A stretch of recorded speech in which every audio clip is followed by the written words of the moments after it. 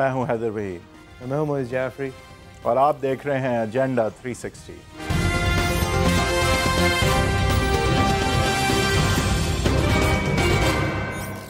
Welcome to agenda 360। हालिया India और पाकिस्तान के दरमियान कशीदगी के बाद पार्लियामेंट के अंदर एक धुआंधार सेशन, जिसके बाद एक हद तक हमने एक नॉर्मलसी की तरफ हम पाकिस्तानी सियासतदानों और सियासी जमातों को जाते हुए देखा कि जहां सब यकजा होकर यक ज़बान होकर पाकिस्तान की दिफा में साथ खड़े थे, वहाँ से फिर एक बार फिर हम बिज़नेस एज़ यूजुअल की तरफ गए और हुकूमत की तनकीद, जो कि अपोजिशन का करना भी फ़र्ज़ है, उस तरफ बढ़ते हुए देखा। और इसी दौरान असद उमर साहब ने हमारे फाइनेंस बजट के अंदर तीसरी तरमीम, एक और दफ़ा फाइनेंस बिल PTI ने सोचा है कि वो दाखिल करे। उसकी भी सेलिएंट फीचर्स पर हम इस शो में बात करेंगे। उसके अलावा इंडिया और पाकिस्तान की कशीदगी के साए में पाकिस्तान ने अपना FATF के हवाले से और दीगर जो बैनुल अक़वामी शिकायत पाकिस्तान के हवाले से रही हैं और तारीख़ी तौर पर रही हैं, ख़ास तौर पर उन्होंने तूल पकड़ी है पाकिस्तान का जमात उद दावा की हैंडलिंग के हवाले से, उसके पस मंज़र में पाकिस्तान की एक बार फिर से और एक बिलाखिर शायद पॉलिसी जो है वाज़ेह हुई है। उस पॉलिसी को वाज़ेह करते हुए जो स्टेट मिनिस्टर फॉर इंटीरियर जनाब शहरियार आफरीदी साहब हैं, उनके हवाले से बात करेंगे। उसके अलावा बिलावल भुट्टो और असद उमर साहब के दौरान जो तल्ख़ कलामी हुई है, उस हवाले से भी बात करेंगे। वहीद साहब, पहले अगर हम शुरू कर लें, जो हमारे स्टेट मिनिस्टर फॉर इंटीरियर हैं वो बड़ा मतलब रख के बोलते हैं। उन्होंने 2 बयान दिए हैं जो एक दूसरे पे अगर शायद सिफर हो जाती है बात। मैं आपको पहले दिखाऊंगा हाल के नए पाकिस्तान वाले शहरियार आफरीदी।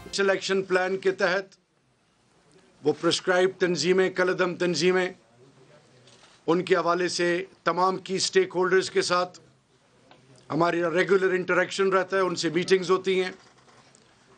और उस हवाले से कल भी तमाम होम सेक्रेटरीज, तमाम की स्टेक होल्डर्स के साथ डिटेल डिलिब्रेशंस हुई और मकसद सिर्फ एक है कि पाकिस्तान प्रोएक्टिव अप्रोच के तहत अपनी ज़िम्मेदारी किसी फोर्स या प्रेशर के तौर पे नहीं, हमने अपनी इस ज़िम्मेदारी इस नए पाकिस्तान में अज़म किया हुआ है कि हमारी ज़मीन किसी के ख़िलाफ़ इस्तेमाल नहीं होगी। अच्छा, ये जो अज़म है ना, इस हवाले से पूरी दुनिया को शक है कि हमारा ये वाला जो अज़म है, ये हम इस पर कायम हैं या नहीं, या हम ऐसी नीम बातें करते हैं। क्योंकि यही वो इल्ज़ाम होता है जो इंडिया के लिए सबसे आसान होता है लगाना, कि इनको पैदा आपने किया या इनको भेजा आपने या इनके लिए नरम गोशा आप रखते हैं। और ये सब इल्ज़ाम हमारे ऊपर लगते आए हैं और इन इल्ज़ाम लगने की एक बहुत बुनियादी वजह हालिया दौर में शहरियार आफरीदी साहब खुद हैं। और वो क्यों हैं कि अभी तो आपने देखा हम बड़ा प्रोएक्टिवली ये करेंगे वो करेंगे। मैं आपको ज़रा हालिया ही दिनों के शहरियार आफरीदी साहब दिखाना चाहूँगा। कोई माई का लाल जब तक हम असेंबली में और तहरीक इंसाफ है, हाफिज सईद साहब को तो छोड़े, जो पाकिस्तान के लिए हक और कलमा हक का साथ देगा हम उसका साथ देंगे इंशाअल्लाह। ये हमारा ईमान है, हमारा ईमान है। ये आप और मेरी आपसे इल्तिजा होगी कि आप खुद असेंबली में आए बैठे ऊपर, फिर देखें कि ये वाकई कलमा हक का साथ देते हैं या ये भी अगलों का। अच्छा, अब यही मसले हैं कि ये तो देखिए स्टेट मिनिस्टर फॉर इंटीरियर हमने आपको दिखाए हैं। इसके अलावा जो दूसरी दीगर वन मैन पार्टीज़ के सरबराहान शेख रशीद साहब जैसे हैं, वो तो इनसे 5 हाथ आगे भी निकल चुके हैं। वो इनके पैर धो के उसे वज़ू करेंगे की बातें मैंने शेख रशीद साहब को इस हवाले से करते हुए देखी हैं। और वहीद साहब, अलग अलग नाजुक वक्तों पर हम इन कलदम तंजीमों को पेपर पे कलदम छोड़ देते हैं, लेकिन इनकी मैन पावर हम इस्तेमाल करते हैं। इंटरनली हमारे सियासतदान जो हैं, वो मैं इंटरनली की बात कर रहा हूँ, इंटरनल पॉलिटिक्स में हमारे सियासतदान ज़्यादा झिझकते नहीं हैं इस कलदम तंजीम वाले जो ब्रैकेट है, ख़ास तौर पे जो हाफिज़ सईद साहब की उन्होंने बात की है, उस तरफ जाते हुए।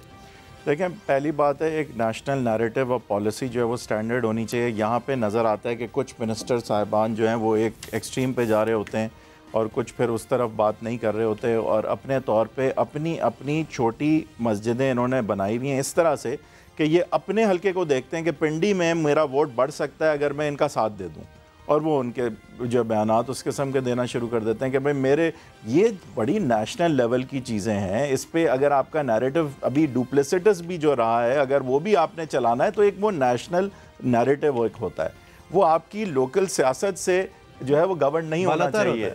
अच्छा, ये आप ये जो ये स्पेशली अगर आप अफरीदी साहब को देखें, state minister for interior speaks for the federal government, that speaks for the entire nation, specially जब फेडरल मिनिस्टर फॉर इंटीरियर वजीर आजम खुद हो। आजकल ये बात बिल्कुल वाज़ेह है कि हमारा नेशनल नैरेटिव एटलीस्ट ओपनली वो नहीं हो सकता जो टिल रिसेंटली अफरीदी साहब लेके चल रहे थे, और फिर आके ऑब्वियसली फुट एंड माउथ वाली डिजीज़ जो है वो।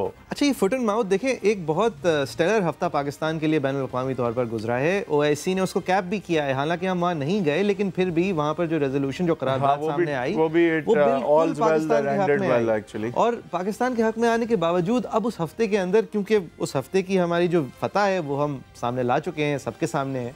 वहीद साहब, एक वज़ीर आज़म है, बुर्दबारी का मुजाहरा कर रहे हैं, सब्र ठहराव से बात कर रहे हैं, टू द पॉइंट उनका नैरेटिव है, और दूसरी तरफ एक काली जैकेट में उनका वजीर जो है वो एक गिरे हुए जहाज़ के पर के ऊपर खड़ा हुआ है, झंडा लहरा रहा है। अब इसकी क्या ज़रूरत थी?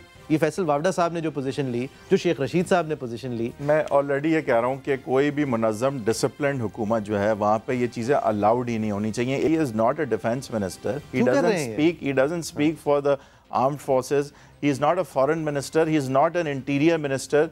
ये इनका क्या काम है? अच्छा देखिए, तस्वीरें फिर भी लगता है कि वो जोश और जज्बा बढ़ाने के लिए वहाँ गए थे। इन्होंने एक बाकायदा, ये तो तस्वीरें हैं, इन्होंने एक वीडियो बनाई है। ये अगर कहीं जाके जज्बे बढ़ाना चाहते हैं वो जाएं, अपनी बंदूकें लेके ना जाएं, लेकिन जाएं। लेकिन वो झंडा लेके एक जहाज पे, जिस जहाज को उन्होंने नहीं गिराया, जिस जहाज को हमारे गयूर शेर दिलों ने गिराया है, ये अज खुद वहाँ पहुंचे और उसके ऊपर झंडा लेके खड़े हो गए। कि यहाँ पे मैं थोड़ा आपसे डिसएग्री करूंगा कि जो हमारे जवान करते हैं उसको समझना कि वो हमारी भी अचीवमेंट है, उसमें मैं कोई नहीं, अगर हमारे जवान और हमारे जवानों के सरबराहान जिम्मेदारी से एक्ट कर रहे हैं, अगर उस हफ्ते का ISPR जो है वो बुर्दबारी से एक्ट कर रहा है, अगर उस हफ्ते का वजीर आजम जो है वो बुर्दबारी से एक्ट कर रहा है, तो यार खुदा के वास्ते आपका नैरेटिव जो है वो ग्लोट करने का या अग्रेसिव नहीं हो सकता जब नेशनल नैरेटिव जो है वो मैच्योर चल रहा है। वफाकी वजीर हैं, आपका काम ही नहीं उस नैरेटिव का हिस्सा बनना। वफाकी वजीर हैं, आप जाके हौसला अफजाई करें बगैर कैमरा, वो भी एक वाटर रिजर्व्स के मिनिस्टर का काम नहीं है। लेकिन अगर खान साहब को यही पसंद है तो ये भी जाएं। लेकिन खान साहब को ये पसंद नहीं नजर आ रहा कि है खान साहब ने, बल्कि खान साहब ने खुद जो मुजाहरा किया है, जिस तरह उन्होंने बिहेव किया है, जिस तरह हमारे ISPR ने बिहेव किया है, देखें कुछ गुड कॉप बैड कॉप भी होता है, कुछ अपने मिनिस्टर से एग्रेशन दिखा दिया जाता है। I don't think this is it either, but मेरा ये कहना है कि देखें एक नेशनल नैरेटिव होना चाहिए और इस तरह की डिफरेंट आवाज़ें हर जगह से नहीं आनी चाहिए। और पाकिस्तान लगती हैं, पाकिस्तान को कमजोर करती हैं। आजकल जो पुराने पाकिस्तान की जगह जो एक हवाले से नया पाकिस्तान बन चुका है वो यही है कि इस वक्त सिविलियन और फौज की क़यादत जो है वो सेम पेज पे। तो यहाँ पे विद इन फेडरल गवर्नमेंट हम डिफरेंट तरह के मैसेजेस नहीं चाहते। एक बड़ा मुनज़्ज़म ज़बरदस्त मैसेज खान साहब ने और DG ISPR ने दिया है, कौम को उसके पीछे चलना चाहिए। अच्छा देखिए, ये जो नैरेटिव की कमेंट्री की हम बात कर रहे हैं, एक तरफ हमारे वज़ीर आज़म थे पिछले हफ्ते और एक तरफ फैसल वावडा साहब थे। हमने इसके ऊपर सरसरी तौर पर बात तो कर ली है, लेकिन मैं विजुअली उसको दिखाना चाह रहा हूँ। एक तरफ खान साहब किस तरह, किस लहजे में, किस ब्रेविटी और इकोनॉमी ऑफ वर्ड्स के साथ इंडिया से मुखातिब हो रहे थे और किस सिंसेरिटी के साथ आपको दिखाना चाहेंगे। जंगों में मिस कैलकुलेशन होती है। अब मेरा सवाल ये है हिंदुस्तान हुकूमत से कि क्या जो हथियार आपके पास हैं और हमारे पास हैं, क्या हम मिस कैलकुलेशन अफोर्ड कर सकते हैं? क्या हमें इस वक्त सोचना नहीं चाहिए कि ये अगर यहाँ से एस्केलेट होती है तो ये किधर जाएगी? ना मेरे कंट्रोल में होगी, ना नरेंद्र मोदी के कंट्रोल में होगी।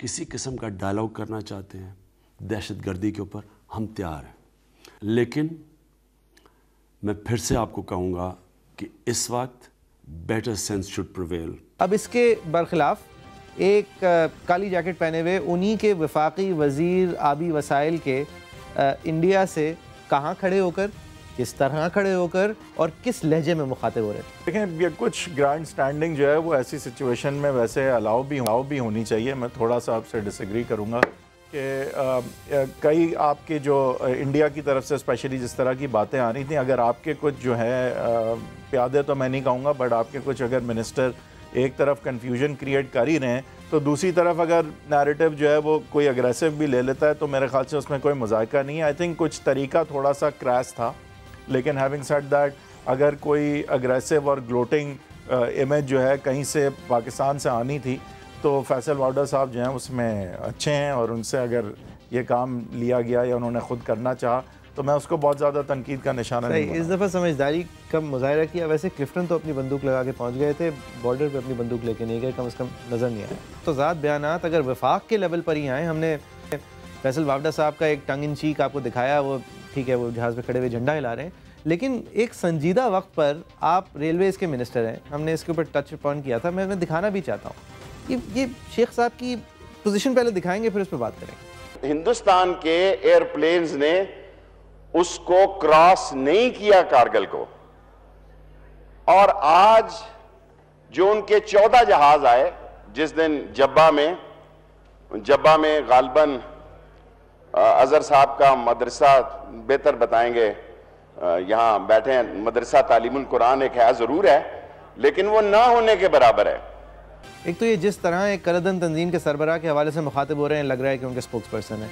दूसरा ये कि आप ये इंटरनल इंटेलिजेंस दिखाते हुए क्या साबित करना चाह रहे हैं कि you are one of them, आप और ये सब कुछ आपको बोलने की ज़रूरत क्या है? ये मौका था शेख साहब का अपनी कंस्टिट्यूंसी को अपील करना, जिस तरह वहीद साहब ने इशारा किया। What do you see it? देखिए, कोई भी चीज़ हो सकती है, लेकिन अब लोग तो फिर यही चीज़ें समझेंगे कि इसके पीछे जो है वजूहात जो हैं मुल्क के वसीतर मफाद के अलावा हैं, कि जब एक कॉमन नैरेटिव लेके बड़ी बुर्दबारी के साथ, मैच्योरिटी के साथ वज़ीर आज़म, DG ISPR चल रहे हैं, तो फिर आपको कोई ज़रूरत नहीं है कि उससे हट के आप खुद ऐसी बातें करें कि जिनकी इन्फॉर्मेशन मोस्ट लाइकली आपके पास होनी नहीं चाहिए, अगर है भी तो। आप समझते हैं ये खुद शेख रशीद साहब का फैसला था? ये अब दूसरा सवाल ये भी उठता है कि क्या इनको बताया जाता है कि आप मिनिस्टर हार्ड लाइन लें, आप मिनिस्टर जो है वो थोड़ा सॉफ्ट रहें?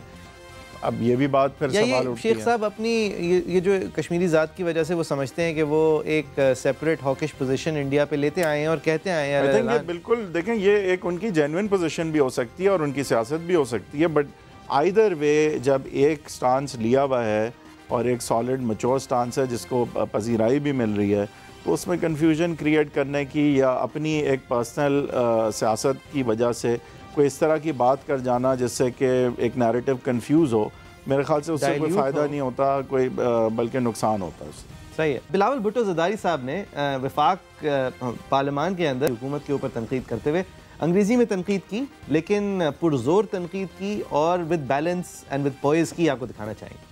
What the hell is mainstreaming? How is it possible that this House takes a unanimous decision and the state implements a diametrically contradictory policy of capitulation, appeasement, and so-called mainstreaming? This is not the policy of the Parliament of Pakistan, and this should not be the policy of Pakistan. How is it possible that we hang elected prime ministers but we can't put Qaladam Tanzime on trial?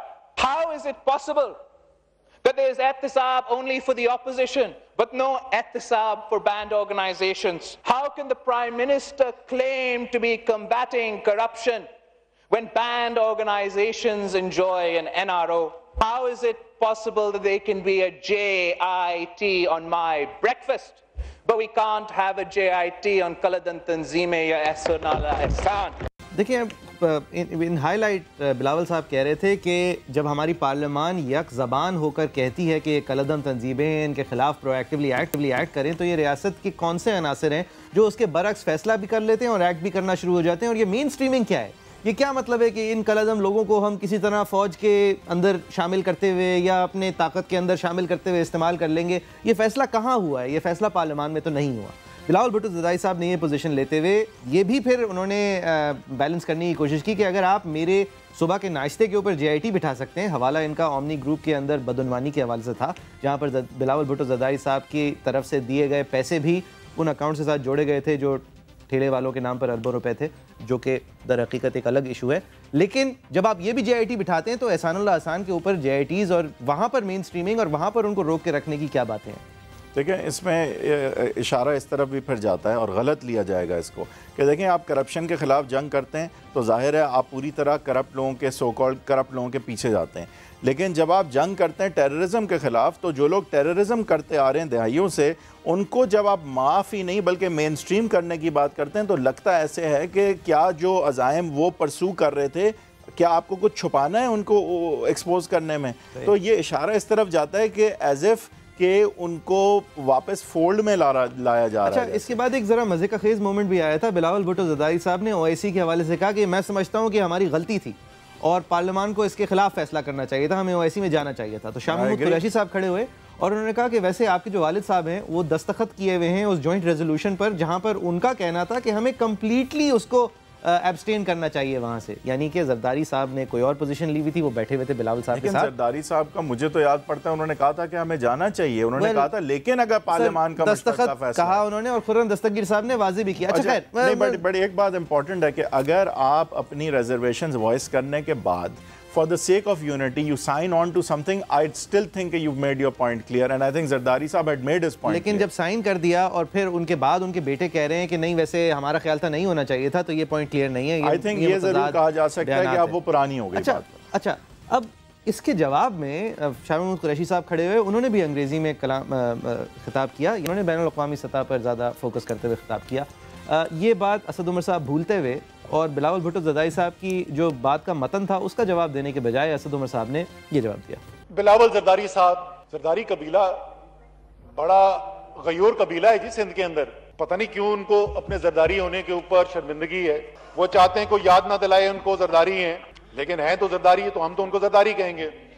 तो बिलावल ज़रदारी साहब ने आज जो बातें की, मैं तफसील के अंदर नहीं जाऊंगा क्योंकि मैं वो बातें दोहराना नहीं चाहता। जो बयानिया भारत हमारे ऊपर इल्जाम के तौर पर इस्तेमाल करता है, मुझे इंतहाई अफसोस हुआ कि पाकिस्तान का एक मुंतखब आदमी वही बयानिया अंग्रेजी में सुना रहा था। पाकिस्तान के कौम तक तो यह पैगाम नहीं जा रहा था। अंग्रेजी बोलने वाले तो पाकिस्तान के अंदर अशर अशीर हैं। शायद वो आका जिनकी खिदमत करके ये लोग अपनी सियासत करते रहे हैं, शायद वो मुल्क अंग्रेजी बोलने वाले जहां इनकी चोरी की और डाके की दौलत छुपी हुई है, शायद ये पैगाम उनके लिए जा रहे थे। शायद ये उनको बताने की कोशिश कर रहे थे कि हम खिदमत के लिए अभी भी हाजिर हैं। ये तो बिलावल भुट्टो ज़रदारी साहब का भुट्टो के लफ्ज का इस्तेमाल, नाम के इस्तेमाल के हवाले से असद उमर साहब ने पहले एक एड होमिनेम अटैक किया। उसके बाद उन्होंने उनकी पॉलिसीज को भी नहीं छोड़ा। उन्होंने उनकी मेरिट्स पे जवाब फिर भी नहीं दिया। पॉलिसीज पे असद उमर साहब की तनकीद। उन्होंने कराची का बड़ा जिक्र किया, उस कराची का जिसके साथ इन्होंने वो किया है कि वो कराची का हिस्सा जो पीपल्स पार्टी का गढ़ होता था, उस गढ़ के अंदर शकूर शाद किधर है? शकूर शाद इधर, हाँ वो शकूर शाद वो खड़ा हुआ है, शेर का बच्चा। इसने स्पीकर साहब इलेक्शन से 4 महीने पहले हमें कहा था कि मैं बिलावल ज़रदारी को लियारी में हरा के दिखाऊंगा, और इस नर के बच्चे ने हरा कर दिखाया। लेकिन आपकी तरह सर झुकाने वाले लोग नहीं हैं। लड़े पाकिस्तान के लिए, तुम जितना मर्जी कहते रहो, ये जितनी मर्जी अंग्रेजी की तकरीरें कर करके हमें बोलते रहे कि ये फैसले नहीं करते। हाँ, नहीं करेंगे वो फैसले जो पाकिस्तान की अवाम की हक में ना हो। डट के मुकाबला करेंगे, अपना केस लड़ेंगे और वो केस लड़के जीत के दिखाएंगे। IMF के पास जाएंगे तो उन शराइत के ऊपर जाएंगे जो पाकिस्तान की अवाम की बेहतरी में हो। अगर वो शराइत नहीं मिलेंगे तो ये भी आपको बता दूं, और ये बाकी सारे अंग्रेजी बोलने वालों को, ये खुददार कौम है। इंशाअल्लाह ताला आपको जैसे हमने दिखाया है, जुबानी बात नहीं कर रहे स्पीकर साहब, जुबानी बात नहीं कर रहे। 6 महीने से ज्यादा गुजर चुके हैं, इनके जो प्रेडिक्शन थी उसके मुताबिक तो हमें दफन हो जाना चाहिए था। बहुत खूब, ये नर का बच्चा, शेर का बच्चा, लेकिन जवाब का है भाई। वो IMF के पास जाने वाली जवाब ठीक है, आप फाइनेंस मिनिस्टर हैं, आप उस हवाले से जवाब दे दें, लेकिन जो बुनियादी सवाल था, क्या असद उमर साहब ये कह रहे हैं कि हम वही करेंगे जो हम चाहते हैं, यानी कि एक बार फिर से शरियार अफरीदी साहब के पोजीशन के खिलाफ बात कर रहे हैं? क्या उनका ये मतलब था कि जब उन्होंने कहा कि तुम जितना उकसालो हम वही करेंगे जो अवाम के हक में, यानी कि क्या वो कह रहे थे कलअदम तंजीमों के खिलाफ ऑल आउट एक्शन अवाम के हक में नहीं है? मेरे ख्याल में नहीं है, मतलब मुझे पूरी तरह बात नहीं समझ या फिर असद उमर साहब का। अच्छा, इस हवाले से जो उन्होंने अंग्रेजी वाली बात की, इसको बिलावल भुट्टो ने अंग्रेजी में ही ट्विटर पर इसके ऊपर जवाब दिया। उन्होंने कहा, अव्वल तो मेरी अंग्रेज़ी की स्पीच का जवाब आपके फॉरेन मिनिस्टर ने अंग्रेज़ी में ही दिया। दूसरी बात ये कि ये उन्होंने फिर एक ज़ाती हमला किया असद उमर साहब की हवाले से कि आप अपने वालिद साहब के हवाले से भी छुपाना चाहते हैं कि आप उस जनरल के बेटे हैं। ये पोजीशंस इस हद तक आ जाना, हालांकि नहीं, लेकिन लेट मी इंटरजेक्ट देयर कि देखें, बिलावल भुट्टो ज़रदारी अगर अंग्रेज़ी में बात करते हैं तो ये उनकी पॉलिटिकल फेलिंग हो सकती है। आपको हक नहीं पहुंचता कि आप किसी का मजाक उड़ाएं या किसी को निचला दिखाएं। बिलावल भुट्टो जरदारी साहब, भाई आप एक आदमी जनरली अंग्रेजी में बात के हवाले से बात कर रहे हैं, ठीक है वो करप्ट होगा, आप उसको अलग से प्रूव करें, ठीक है वो इस वक्त बदनीयत होगा, वो आप अलग से प्रूव करें, लेकिन वो अगर कलअदम तंजीमों के हवाले से आपसे सवाल पूछ रहा है, आप जवाब में उसको करप्ट कहने के अलावा उसका जवाब भी तो देंगे। सही बात है, और उन्होंने जवाब नहीं दिया, मेरे ख्याल में भी जवाब नहीं दिया। असद उमर साहब ने वो full marks of the form, ये नर का बच्चा और ये किया, और बिल्कुल ठीक बात है, उनके डिस्ट्रैक्ट भी उन्होंने बहुत अच्छा किया इस तरह से। नहीं, और ये बहुत जबरदस्त बात है कि पीटीआई के एक अननोन आदमी ने हरा दिया बिलावल भुट्टो को, बड़ी बात है, और अक्कासी करता है इस बात की कि पीपल्स पार्टी सिर्फ बातें करती है, लेकिन पीपल्स पार्टी जब बातें कर रही थी तो उन बातों का जवाब भी दे। नहीं, लेकिन उन्होंने ही turn the whole narrative right, ही उन्होंने ये दिखाया कि आप अंग्रेज़ी जो है किस वजह से बोल रहे हैं, और कि आप अंग्रेज़ी बोल रहे हैं, और कि जो आप बातें कर रहे हैं वो पाकिस्तान के अवाम के हक़ में नहीं है। लेकिन उन्होंने ये डिटेल्स नहीं दी कि जो आप बातें कह रहे हैं उसमें हमारी या तो फेलिंग नहीं है, या फिर आप जो प्रपोज कर रहे हैं आपको सारी इन्फॉर्मेशन नहीं है। मेरे ख्याल से पीपल्स पार्टी का सबसे बड़ा मसला भी है कि बातें बड़ी ज़बरदस्त कर लेते हैं, या तो लैंग्वेज सही नहीं होती, या फिर मतलब ज़्यादातर लोगों को अच्छी रीच नहीं होती, या फिर उनकी बातों का जवाब बड़ा आसान है देना कि लेकिन तो आप चोर हैं। ये बड़ा आसान है, बट ये भी जवाब नहीं है, जवाब नहीं है, हाँ। लेकिन बड़ा आसान है जवाब ना भाई, अगर कोई चोर है तो इंडिपेंडेंटली वो बुरा है, लेकिन अगर उसने कोई सवाल इन पार्लियामेंट उठाया है तो आपको उसको एड्रेस तो करना है। और आप तो उससे बेहतर हैं, आप तो फाइनेंस मिनिस्टर हैं, आप तो मतलब बड़े पढ़े लिखे हैं, you don't have to resort to what they didn't do. आपकी क्या राय है? facebook.com/agenda3 @agenda360 समा हमारा ट्विटर हैंडल है। एक ब्रेक के बाद जब फिर से हाजिर होंगे तो हम एक और मिनिस्टर के हवाले से बात करेंगे जो कि अब मिनिस्टर नहीं है, जिस बात को पूरी दुनिया के अंदर जय जय हो रही है हमारे पीटीआई की सूबाई हुकूमत की। फयाज हसन चौहान साहब के हवाले से बात करेंगे आफ्टर ब्रेक।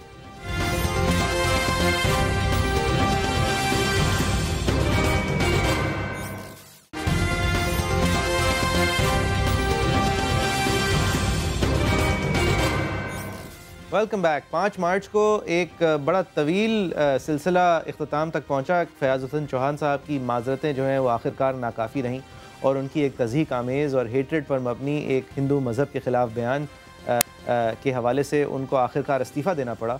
वो इस्तीफ़ा शायद उनको इस दफ़ा भी नहीं देना पड़ता और इस दफ़ा भी वो बच जाते, हाँ, लेकिन इमरान खान साहब की तरफ से और उनकी वफाकी हुकूमत के रिप्रेजेंटेटिव्स की तरफ से, क्योंकि प्रेशर इतना ज़्यादा हो गया कि पंजाब हुकूमत के जो स्पोक्स पर्सन है डॉक्टर शहबाज गिल, उनको रंग और नस्ल और मज़हब और अक़लियत के हवाले से कोई भी बात इस तरह अगर की जाए तो वो बर्दाश्त के काबिल नहीं है, और लिहाजा उन्होंने इस्तीफ़ा दे दिया है, कहते हुए अलविदा हो गए फयाज चौहान साहब।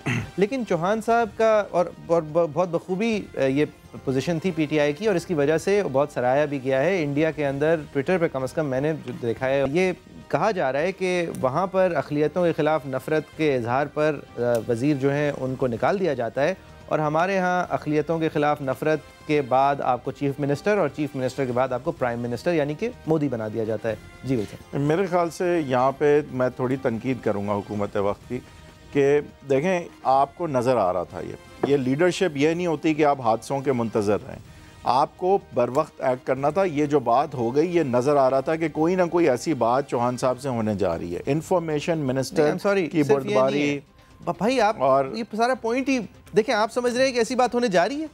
मेरा सारा पॉइंट ही है कि ऐसी बात हो चुकी थी 50 बार कर दिखाना चाहिए। इस हद तक तो शायद कभी नहीं हुई थी, लेकिन सर ये आपका ख्याल है, जो एक चीज़ है ना कि आप दुनिया के सब लोगों को हर वक्त बेवकूफ़ नहीं बना सकते, यानी कि आप दुनिया के सब लोगों मेरे ख्याल से तो वो बेवकूफ़ बनाते भी नहीं। बेवकूफ़ बनाने की मैं कहना ये चाह रहा था, आप सब लोगों को ऑफेंड नहीं कर सकते, लेकिन आप बहुत सारे लोगों को एक एक करके ऑफेंड अगर करते रहे तो नतीजा ये होता है। अब किस तरह शुरू हुआ, हमारे समा के एक को एंकर पर्सन है, उनको वो इंटरव्यू कर रहे थे चौहान साहब को, तो ये हुआ नवासी साहब और चौधरी साहब और चौधरी दानियाल साहब, चौधरी तलाल साहब, आपने जो अल्फाज इस्तेमाल किए अभी कुछ वो झलक नजर आ रही है। इसे दर्जे का घटिया टीवी ना बनाओ, घटिया टीवी ना बनाओ, घटिया लोग हो यार। अच्छा, ये नए वजीर बने थे, नया शबशबा था, उसके बाद उन्होंने सोचा कि एक बंदे से हो गई, माजरत सिर्फ थोड़ी सी करनी पड़ी, तो ज़रा फिर से अब तमाम सहाफ़ियों के साथ चौहान साहब राउंड 2। थोड़ी सी सेंसिबिलिटी मीडिया को भी अपने अंदर ले आनी चाहिए, मीडिया को भी शुतर में बहार नहीं होना चाहिए, इतनी तमीज़ आपको होनी चाहिए, आपको भी शर्म के मारे ऐसा सवाल नहीं पूछना चाहिए कि जो कंट्रडिक्शन पैदा करे।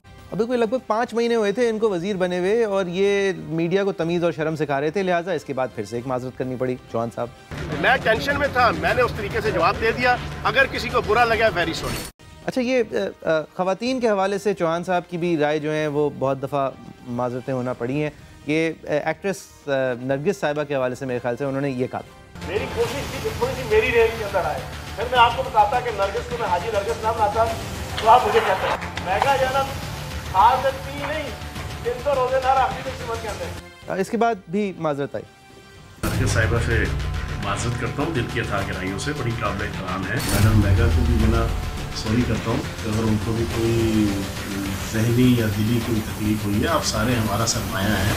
ये एक अदाकारा तक इनकी बदतमीज़ी महदूद नहीं थी, दूसरी अदाकारा से भी फिर उनको ज़ाती तौर पर माजरत करनी पड़ी।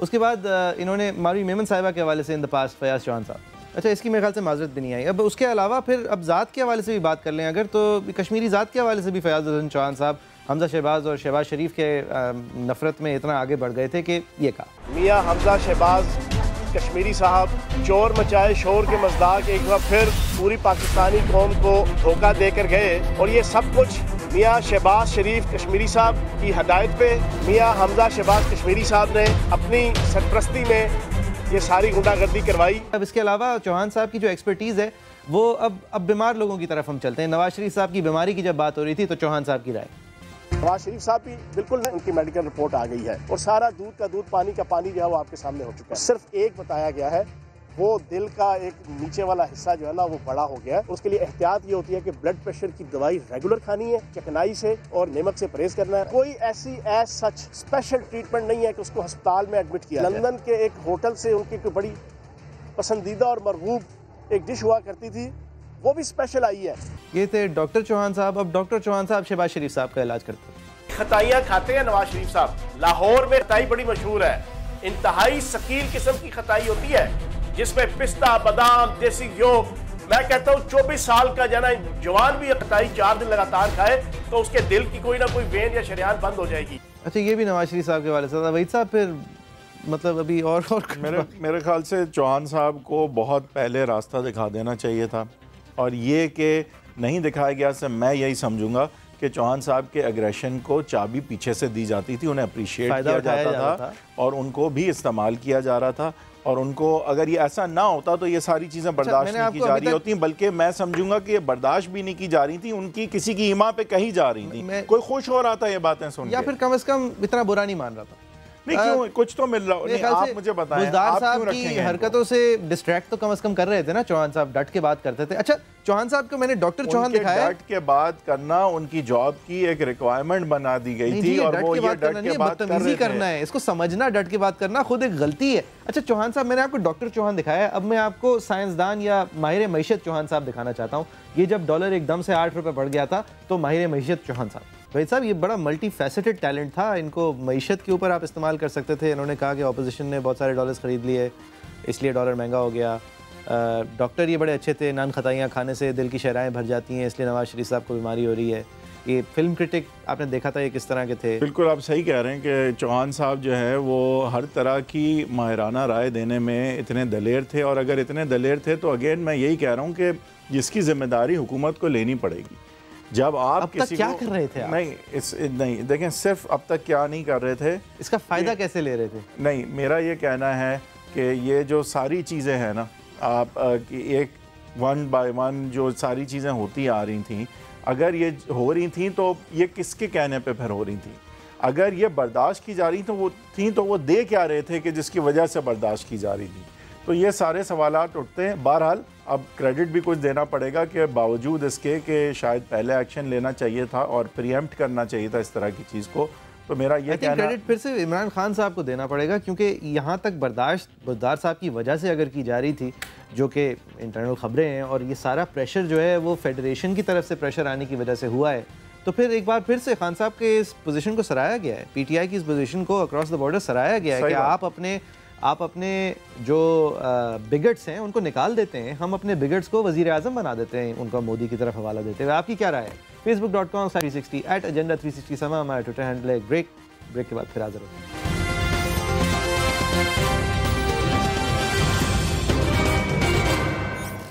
Welcome back. इस सेगमेंट में हम कोशिश करेंगे कि ज़्यादा तकनीकी कॉन्वर्जेशन के बग़ैर बहुत ज़्यादा रकम और नंबर्स के इस्तेमाल के हम अपने बुनियादी टैक्स पॉलिसी में जो बुनियादी मसला है उसकी आपको मिसाल पेश करें, और मिसाल पेश करने की हम मदद लेंगे मिसाल पेश करने के लिए जनाब फाइनेंस मिनिस्टर असद उमर साहब की।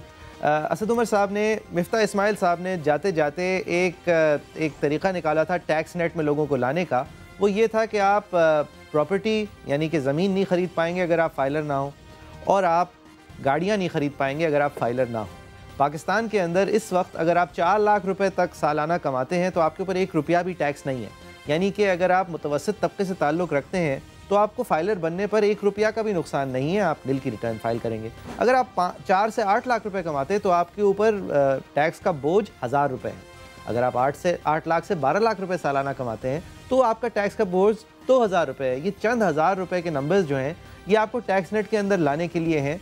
इसका आपके ऊपर खातिर खा रियासत आपको सज़ा नहीं देती फाइलर बनने की, लेकिन इस बात को मद्देनज़र रखते हुए कि फ़ाइलर बनने के बाद ही एक इंसान गाड़ी ख़रीद सके, फ़ाइलर बनने के बाद ही एक इंसान प्रॉपर्टी ख़रीद सके, इन दोनों चीज़ों पर ममानियत आ गई थी कि आप फ़ाइलर हुए बगैर ये नहीं कर सकते थे। असद उमर साहब ने जब अपना पहला फाइनेंस का तरमीमी बिल पेश किया तो उन्होंने ये राय का इज़हार किया। पाबंदी लगाई गई थी, वो मिफ्ता इस्माइल साहब ने एक पाबंदी लगाई थी कि जो गाड़ियाँ हैं उसके ऊपर खरीदो फरोख्त बंद कर दी थी अगर आप फाइलर ना हो। नॉन फाइलर के लिए गाड़ी खरीदना अलाउ नहीं था, लेकिन प्रॉपर्टी जो थी, प्रॉपर्टी के ऊपर टैक्स था। तो इस अनोमली को रिमूव करने के लिए हमने फैसला किया है कि छोटी और दरमियानी साइज़ की गाड़ियों के लिए 1300 सीसी तक की गाड़ियों के लिए हम ये बंदिश ख़त्म कर रहे हैं और नॉन फाइलर भी टैक्स गाड़ी ले सकता है। प्रॉपर्टी के 40 लाख रुपए तक की प्रॉपर्टी ख़रीदने के ऊपर से ममानियत हटाते हुए असद उमर साहब की दलील ये थी कि वो बैरून मुल्क पाकिस्तानियों को तकलीफ़ होती है। इसी तरह गाड़ियों के ऊपर से ममानियत हटाते हुए 1300 सीसी तक की पाकिस्तान में बनी हुई गाड़ियों पर से ममानियत हटाते हुए असद उमर साहब का कहना था कि फिर वो पॉलिसी में इबाहम हो जाता है। वहीद साहब, पहले तो देखिए मैं अपना प्रेमिस सेट करना चाहूँगा। असद उमर साहब ने इसके बाद फाइनेंस बिल के अंदर PTI ने पूरी तौर पर ममानियत गाड़ियाँ ख़रीदने के ऊपर से नॉन फाइलर की ममानियत हटा दी है। अब ये हटाने की वजह सिर्फ एक है कि हमारे गाड़ी बेचने वाली जो इंडस्ट्री है उसको शौक़ नहीं है कि आप फाइलर बने या ना बने, उसको अपनी गाड़ियाँ बेचनी है। और हमारे FBR को ये शौक़ नहीं है कि ये एक आसान तरीके से लोगों को टैक्स नेट में लाने पर मजबूर करें, बजाय इसके वो समझते हैं चलें गाड़ियाँ तो कम से कम बिक रही हैं। भाई साहब, आप मुझे बताएं ऐसा कौन सा आदमी है जो टैक्स नेट में ना आना, जिसके लिए 4 लाख रुपए कमाना, 8 लाख रुपए सालाना कमाना, 12 लाख रुपए सालाना एक तरफ कमा रहा है, दूसरी तरफ उसको गाड़ी खरीदने में दिक्कत हो रही है क्योंकि वो फाइलर नहीं है। ये ऑब्वियसली, या ज़मीन खरीदने में दिक्कत हो रही है एक आदमी को जो मुतवस्सित तबके से ताल्लुक़ रखता है और उसको फाइलर बनने से कबाहत है जहाँ पर उसके 1000 रुपये खर्च होंगे। लिहाजा इससे हम यही समझें कि ये वो लोग हैं जिनके लिए गाड़ी ख़रीदना अब आसान बनाया गया है, जो एक्चुअली टैक्स उन पर बनता था लेकिन देना नहीं चाह रहे थे, और उस तरह के यानी कि जिन पे टैक्स बनता है और जो देना नहीं चाह रहे हैं उनके लिए ज़िंदगी आसान की गई है इस वक्त कि अब वो गाड़ी अपने नाम पे भी ले सकते हैं हालांकि वो फाइलर नहीं है। और अजम्पशन ये कि आप गाड़ी अगर 1300 सीसी की ले सकते हैं तो प्रॉबली आप फाइलर की हद तक कमा रहे हैं पैसे। एक अजम्पशन है, हर एक के लिए ये सच नहीं होगा। अगर आप 1300 सीसी तक की गाड़ी खरीद सकते हैं जो कि चंद लाख रुपए की, और अगर अपनी कमाई से खरीद रहे हैं तो मोस्ट लाइकली आप फाइलर आपको होना चाहिए। 4 लाख रुपए से ज्यादा की तो 1300 सीसी से कम की नई गाड़ी जो आपकी लोकल ऑटो इंडस्ट्री है, मैं कोई एक्सपर्ट नहीं हूँ, लेकिन बजाहिर नजर ही आता है कि अच्छे मुनाफे बनाती है, अच्छी महंगी गाड़ियां जो यहाँ लोकली फजूल की महंगी गाड़ियां भी बेचती है। अब अगर ऐसा ही है तो उनको तो फैसिलिटेट करना अगर अच्छी पॉलिसी नहीं, अगेन मैं इजी वे आउट नहीं है। देखिए, पहले ये होता था कि आपके पास अगर काला धन होता था तो आप अपने ड्राइवर के नाम पे गाड़ी ले लेते थे, अगर आप ज़रा दिलेर होते थे, या ड्राइवर आपका काबू में होता था, या आप अपनी ज़ौजा के नाम पे गाड़ी ले लिया करते थे। अब यहाँ पर ये भी क्यों नहीं कर सकते? क्योंकि we're in the age of computing, आपकी ज़ौजा की अगर डिक्लेरेशन वो फाइलर बन जाए, अब ये कर सकते नहीं, अगर वो फाइलर बन जाती पुराने कवानीन के तहत जहाँ पर फाइलर होना ज़रूरी था, तो कल ये सवाल पूछा जा सकता था कि आपकी ज़राए आमदन क्या है। ड्राइवर से पूछा जा सकता था ज़राए आमदन क्या है, उसको बताना पड़ता कि मैं मुलाजिम हूँ फला साहब का। लेकिन अब आप अपने ड्राइवर के नाम पे गाड़ी ले सकते हैं। मैं ड्राइवर हूँ फला साहब का, तो उनके ऊपर फिर पूछताछ होती।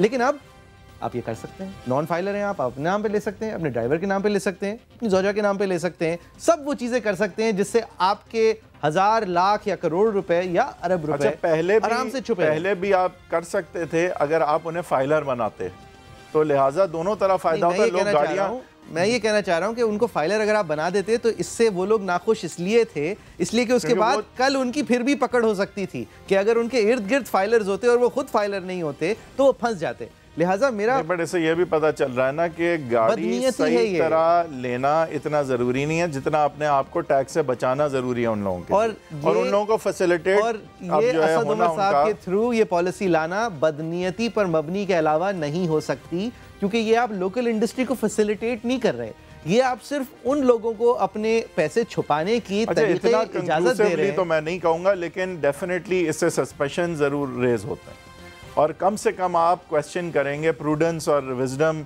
इस तरह की पॉलिसी। आपको पता है कल ये फैसला नहीं हुआ कि 1300 सीसी तक की गाड़ी के ऊपर नॉन फाइलर, कोई भी कल फैसला ये हुआ है कि 1300 से लेके कोई भी सीसी की पाकिस्तान निजात गाड़ी आप खरीद सकते हैं। पाकिस्तान निजात से मुराद जो पाकिस्तान के अंदर बैरून मुल्क सरमाया वाली कंपनीज हैं।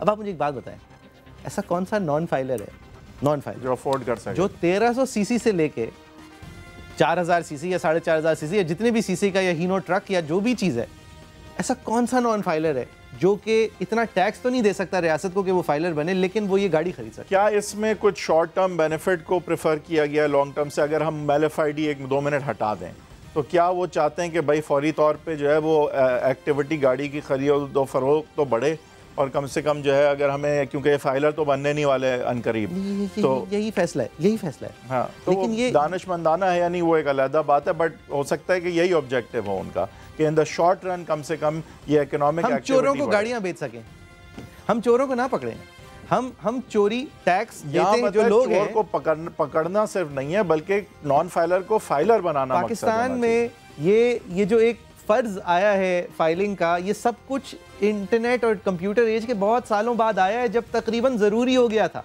जब आपके 500 अकाउंट्स होती हैं दुनिया के अलग अलग चीज़ों पे, अलग अलग वेबसाइट्स पे आपकी प्रेजेंस होती है, चोरी से छुपा के चलना मुश्किल दर मुश्किल होता जा रहा है। वहाँ पर हम अगर इस पोजीशन पे आ गए हैं कि आपको फाइलर बनना है गाड़ी ख़रीदने के लिए, क्योंकि आपकी तनख्वाह सालाना 4 लाख से आपकी आमदन ज़्यादा होगी ही, वहाँ पर हम बजाय इसके कि आगे जाएं हम पीछे जा रहे हैं। अब 1300 सीसी तक की तो गाड़ियाँ बगैर किसी वजह के आप ले सकते थे, अब आप 1300 से लेके आगे भी गाड़ियाँ ले सकते हैं।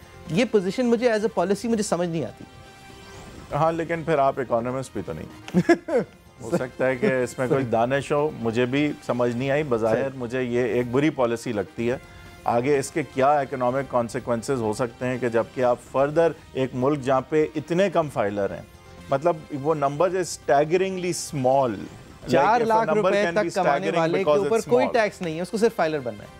4 से 8 लाख रुपए कमाने वाले के लिए 1000 रुपए टैक्स, 8 लाख से 12 लाख कमाने के लिए डायरेक्ट टैक्स के जो नेट में लोग आते हैं वो इज अपॉलिंगली अबिस्मली स्मॉल। 11 लाख लोग हैं और भी कम हुए हैं। अच्छा, जब ये सब कुछ है तो आप ये फैसला कर रहे हैं कि चलो 1300 सीसी तक गाड़ी वो 12 लाख रुपए कमाने वाला, 4 लाख रुपए कमाने वाला ले ले क्योंकि उसको फाइलर नहीं बनना। अब इसकी वजह और क्या हो सकती है कि वो 4 लाख रुपए नहीं कमाता, वो उससे कहीं ज़्यादा कमाता है और उसको आपके टैक्स नेट में आने में दिलचस्पी नहीं है, और आप अपने टैक्स नेट के अंदर सुराख करने को हमेशा तैयार हैं। और इस दफ़ा इस तरह तैयार है कि 1300 सीसी तक पे नाखुश थे, उससे बड़ी गाड़ियाँ भी पाकिस्तान में बनी हुई ले लो, फाइलर ना बनो, गाड़ियाँ तो कम से कम बिकें।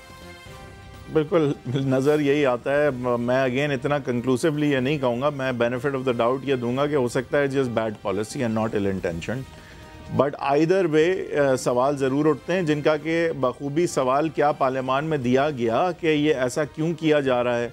एक स्टेप जो कि एंड में पिछली हुकूमत के जो लिया गया था, जिसको सराहा गया था, उसके क्या बेनिफिट्स थे, या तो देखें वो अगेन दलील और स्टेटिस्टिक्स के साथ हमें समझाएं कि भाई वो जो इकदाम था उसका कोई खातिर खा फ़ायदा क्योंकि नहीं हुआ। उनकी दलील ये है कि गाड़ियाँ तो कम से कम बिकेंगी, ये उन्होंने दलील दी है। नहीं, लेकिन ये दी है ना कि बिकेंगी, लेकिन वो ये भी तो बताएं कि दूसरी पॉलिसी वो बेनिफिट नहीं ला के दे सकती। दूसरी पॉलिसी वो बेनिफिट जब लाती जब आप चोरों को पकड़ते, ना कि आप गाड़ियों को बेचने को तरजीह देते, आप टैक्स नेट बढ़ाते। 200 मिलियन लोगों में 11 लाख टैक्स पेयर रजिस्टर्ड है। का जो एफर्ट था टैक्स नेट बढ़ाने का, उसकी किस हद तक कामयाबी हुई या नहीं हुई, या कितना टाइम देना जरूरी था, इन्होंने क्या वो पूरा टाइम नहीं दिया उस पॉलिसी को, ये सारी बातें होनी चाहिए। आई डोंट थिंक पूरी दुनिया में कहीं भी ऐसा होगा कि आपको टैक्स नेट से बाहर रहने का इतना मफाद हो, इतना आसान हो, और आपके लिए रियासत कोशिश कर रही हो। जो लोग टैक्स नेट में हैं उन्हें ऑडिट के नोटिस आए, और जिन लोगों को होना चाहिए नेट में उनको कोई जो है नेट में लाने की कोशिश जो है वो बजाय इसके कि आप प्रोग्रेशन की तरफ बढ़ें, आप पीछे जा रहे हो। आपकी क्या राय है? Facebook.com/agenda @agenda360 समा हमारा ट्विटर हैंडल है, @JFERII मेरा ट्विटर हैंडल है, @Heather10 हैदर साहब का ट्विटर हैंडल है।